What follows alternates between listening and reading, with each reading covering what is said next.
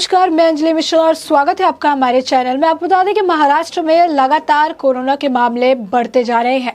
Omicron का कहर जहां पूरे देश में फैला हुआ है, वहीं अगर राज्य की बात करें तो महाराष्ट्र में सबसे ज्यादा मामले ओमिक्रॉन के निकलकर सामने आ रहे हैं, जो साफ तौर पर ये दर्शाता है महाराष्ट्र सरकार की नाकामी को जो है ये दर्शाता हुआ नजर आ रहा है कि किस तरीके से महाराष्ट्र सरकार अपनी जनता का जो है ध्यान नहीं रख पा रही है और लगातार ओमिक्रॉन के मामले जो है अब दिन एक दिन कर ही जो है हर 24 घंटे में बढ़ते हुए नजर आ रहे हैं।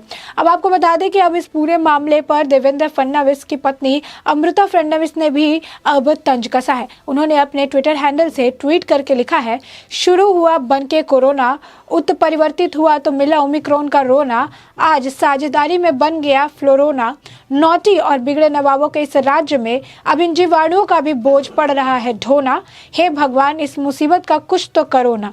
तो आप यहाँ पर देख सकते हैं साफ शब्दों में जो है उन्होंने बताया कि किस तरीके से पहले कोरोना का मामले निकलकर सामने आ रहे थे, फिर ओमिक्रॉन के मामले निकलकर सामने आए और इस उन्होंने जो है फ्लोरोना का भी जो है मेंशन किया है। आपको बता दें कि फ्लोरोना के भी एक नया वेरिएंट बताया जा रहा है, जिसका पहला मामला आज इजराइल में निकलकर सामने आया है। तो ऐसे में एक के बाद एक कोरोना के नए वेरिएंट निकल के आ रहे हैं जो लोगों की परेशानी बढ़ाते नजर आ रहे हैं।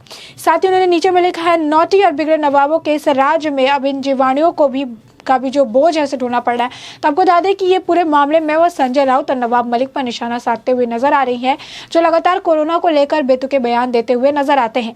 अब आप बात करें संजय राउत की, तो संजय राउत जो है इस वक्त इतने मामले बढ़ रहे हैं महाराष्ट्र में, लगातार कोरोना के मामलों में इजाफा देखने को मिल रहा है। ओमिक्रॉन जो है नया वेरिएंट, उसके मामलों में इजाफा देखने को मिल रहा है और इसके बावजूद संजय राउत बिना मास्क के जो है प्रेस वार्ता करते हैं या फिर प्रेस के सवालों का जवाब देते हुए नजर आते हैं। अब ऐसे में आपको बता दें कि उनसे जब पूछा जाता है कि आखिर वो मास्क क्यों नहीं पहन रहे हैं, तो उन्होंने इस पूरे बात को लेकर बीजेपी की तरफ ही अपना रुख मोड़ लिया और कहा कि देश के प्रधानमंत्री नरेंद्र मोदी मास्क नहीं लगाते हैं और मैं उनको ही फॉलो करता हूं।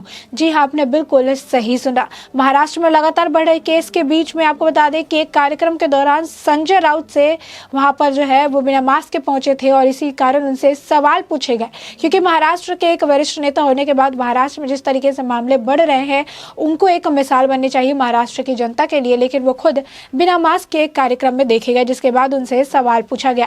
उनसे पूछा गया कि वो मास्क क्यों नहीं पहनते हैं। इस पर राउत ने कहा कि इस मामले में प्रधानमंत्री नरेंद्र मोदी को फॉलो करता हूं। संजय राउत ने कहा कि प्रधानमंत्री नरेंद्र मोदी लोगों को कहते हैं कि मास्क लगाना अनिवार्य है, मास्क लगाना कोरोना से बचने का एकमात्र तरीका है और मास्क लगाना चाहिए, लेकिन वो खुद इस नियम का पालन नहीं करते हैं। राउत ने कहा कि महाराष्ट्र के मुख्यमंत्री भी मास्क लगाते हैं, लेकिन नरेंद्र मोदी नहीं लगाते हैं। मोदी तो राष्ट्र के नेता, इसलिए मैं उन्हें फॉलो करता हूं। वो मास्क नहीं पहनते, इसलिए मैं भी नहीं पहनता। हालांकि संजय राउत ने आम जनता के सार्वजनिक जगहों पर कार्यक्रम के दौरान जो है इस तरीके से कहा कि आप मास्क पहनिए, लेकिन साफ तौर पर आप देख सकते हैं कि महाराष्ट्र में एक वरिष्ठ नेता होने के बावजूद संजय राउत को जहां महाराष्ट्र की जनता के लिए मिसाल बननी चाहिए, वहां पर राजनीति के चक्कर में वो एक आप कह सकते हैं कि खराब राजनीति जो है करते हुए नजर आ रहे हैं, जहां पर इतने मामले बढ़ने के बावजूद यहाँ पर वो बीजेपी को फॉलो करते हुए नजर आ रहे हैं। जिस बीजेपी के बारे में आए दिन वो तंज कसते हैं और कुछ ना कुछ कहते नजर आते हैं, अब उसी बीजेपी को जो लीडर है उसको फॉलो कर रहे हैं, कह रहे हैं कि मोदी नहीं लगाते हैं तो मैं भी नहीं लगाऊंगा। और मैं ये जो महाराष्ट्र के मुख्यमंत्री है वो इस तरीके से जो है क्या कहते हैं मास्क लगाते हुए नजर आते हैं। अब आपको बता दें कि सिर्फ आम जनता ही नहीं, महाराष्ट्र के कई सारे और जो मंत्री नेता जो है वो भी कोरोना पॉजिटिव पाए गए थे। लगातार एक के बाद एक कई नेताओं के नाम निकलकर सामने आए थे जो कि कोरोना पॉजिटिव पाए गए थे। आपको बता दें कि इनमें एनसीपी सांसद सुप्रिया सुले और उनका पूरा परिवार शामिल है। वर्षा गायकवाड़, बाला साहेब थेरात, हर्षवर्धन पाटिल भी इसमें शामिल है। और आपको बता दें कि संक्रमित होने के बाद उन्होंने सभी लोगों से अपील की थी, जो लोग भी उनके कांटेक्ट में आए थे उन सभी लोगों से उन्होंने अपील की थी और ये बात कही थी कि अगर आप लोग हमारे संपर्क में आए हैं तो पहले तो अपने कोरोना का जाँच करवाए और उसके बाद अपना जो है ख्याल रखे और ध्यान रखे कि आपको भी जो अब नया वेरिएंट है उससे आप अपने आप को बचाव कर सके। तो आप देख सकते हैं कि महाराष्ट्र में जनता नेताओं के भी हाल इस तरीके से खराब है और ऐसे में नेताओं में आप देख सकते हैं कि जिस तरीके से कोरोना पॉजिटिव पाए गए हैं, एक के बाद एक कई नेताओं का नाम निकलकर सामने आए हैं। ऐसे में संजय राउत की लापरवाही साफ तौर पर दिखाती है कि आखिर महाराष्ट्र की जो सरकार है किस तरीके से कोरोना का जो मैनेजमेंट है वो अपने राज्य में करने में फेल होती हुई नजर आ रही है, क्योंकि जब उनका नेता ही एक ऐसा एग्जाम्पल सेट करेगा तो जनता को आप क्या कह सकते हैं। ऐसे में आपको बता दें कि सिर्फ संजय राउत ही भी नहीं, नवाब मलिक भी इसको लेकर काफी ज्यादा बेतुके बयान देते हुए नजर आते हैं। नवाब मलिक ने कल अचानक से एक बात कह दी। उन्होंने कहा कि कोरोना की तीसरी लहर के लिए बीजेपी जिम्मेदार है। अब आपको बता दें कि उन्होंने ये बात कही कि कोरोना की तीसरी लहर के लिए बीजेपी जिम्मेदार है, क्योंकि बीजेपी जो है जनसभाओं को संबोधित कर रही है, चुनाव प्रचार कर रही है और इसी वजह से जो है कोरोना बढ़ सकता है। आप बता दें कि महाराष्ट्र में जिस तरीके से मामले निकलकर सामने, अभी तक किसी भी राज्य ने वो आंकड़ा पार नहीं किया है। 24 घंटे में 8,000 से ज्यादा मामले निकलकर कोरोना के सामने आए हैं महाराष्ट्र में।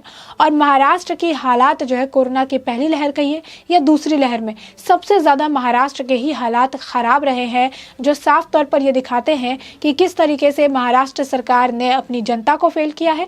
साथ ही साथ वो कोरोना के इस पूरे मामले को देखते हुए जो है वो पूरे मामले को हैंडल करने में नाकामयाब साबित हुई है। साथ ही साथ आपको बता दें कि जिस वक्त ओमिक्रॉन दस्तक दे रहा था और जिस वक्त ये बात पता थी कि आने वाले वक्त में जिस तरीके से कोरोना के मामले बढ़ रहे हैं, देश में परेशानी बढ़ सकती है, इसके बावजूद भी जो शिवसेना जो है उसकी तरफ से, आप कह सकते हैं महाविकास आघाड़ी की सरकार की तरफ से कुछ चीज़ों को अनदेखा किया गया। उस वक्त भी रेस्ट्रिक्शंस नहीं लगाए गए। आदित्य ठाकरे ने वंडरलैंड जैसे कार्यक्रम का आयोजन कर दिया 25 दिसंबर, यानी आप समझ सकते हैं कि उस वक्त कोरोना जो है मामले बढ़ते नजर आ रहे थे। मामले की शुरुआत 5, 6, 10, उसके बाद वो 100, 200, 300 के आंकड़े उस वक्त निकलकर सामने आ रहे थे और उससे पहले तक 400, 500 तक के आंकड़े निकलकर सामने आए थे। आदित्य ठाकरे ही वो व्यक्ति थे जिन्हें बात कही थी कि 200, 300 मामले निकल कर आ रहे हैं, लेकिन ये आंकड़े 2000 को पार कर सकते हैं। इसके बावजूद आदित्य ठाकरे के दिमाग की उपज थी वंडरलैंड का कार्यक्रम, जहां पर उन्होंने खुद लोगों से अपील की कि लोग जाए और वंडरलैंड में जाकर लाइट शो जाकर देखे, वहां पर उसका मजा उठाए। जिसके बाद मुंबई महाराष्ट्र की सड़कों पर काफी ज्यादा जमावड़ा देखने के लिए मिला। पब्लिक सड़कों पर उतर आई सिर्फ वंडरलैंड के जो लाइटिंग शो है उसे देखने के लिए। सोशल डिस्टेंसिंग का बिल्कुल पालन नहीं हो रहा था, मास्क नहीं लगाए हुए थे लोगों ने, यानी कहीं ना कहीं कोरोना गाइडलाइंस की जो थी वहां पर देखने के लिए धज्जियां उड़ती हुई नजर आई, जहां पर ये कहते हैं 2 गज की दूरी, मास्क है जरूरी। इसके बावजूद वहां पर कोई भी कोरोना गाइडलाइंस का पालन करता नजर नहीं आया। और ऐसे में जो महाविकास आघाड़ी सरकार में जो अलग अलग नेता है वो लगातार बीजेपी पर निशाना साध रहे हैं और बीजेपी को इसके लिए जिम्मेदार ठहरा रहे हैं, लेकिन वो खुद ही लोगों से अपील करके भीड़ लगा रहे हैं। भीड़ का जमावड़ा जो है देखने के लिए मिल रहा है, जिसके पीछे कहीं ना कहीं कारण वो खुद है। तो आप देख सकते हैं कि राजनीति इस वक्त महाराष्ट्र में किस स्तर पर चली आई है, जहां पर इतने मामले आने के बावजूद जो है एक बड़ा जो एक वरिष्ठ नेता है वो इस तरीके से लापरवाही करता नजर आता है और कहता है कि मैं प्रधानमंत्री को फॉलो कर रहा हूँ, और जबकि मुख्यमंत्री जो है वो मास्क लगा रहे हैं। और वहीं पर कई सारे जो नेता है उन्हीं पार्टी के कई सारे नेता कोरोना पॉजिटिव पाए जाते हैं, यानी साफ तौर पर जो संजय राउत है उनकी लापरवाही देखने के लिए मिलती है। तो वहीं पर नवाब मलिक का हाल भी ऐसा ही है।